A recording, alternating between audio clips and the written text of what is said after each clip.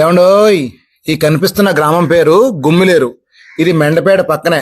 అదేనండి, అంబేద్కర్ కోనసీమ జిల్లా ఆలమూరు మండలంలో ఉంది.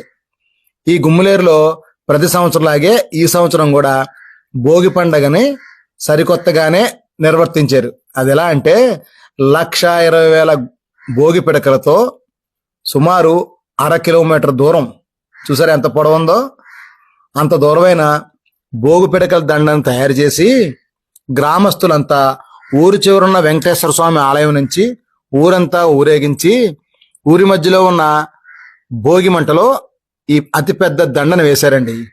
నాకు తెలిసి ఆంధ్రప్రదేశ్లో దీన్ని మించిన దండ ఉండదేమో అని నా అభిప్రాయం అండి. ఈ దండ తయారు చేయడానికి ఈ గ్రామంలోని మహిళలు ఒక వారం రోజులు రోజుకి 3 గంటల చొప్పున పనిచేయగా ఈ దండ తయారైందండి. ముఖ్యంగా ఈ దండను ఊరేగించినప్పుడు మేళతాళాలు, దండ ఊరేగించే ముందు వెంకటేశ్వర స్వామి కళ్యాణం చాలా వైభవంగా జరిగింది.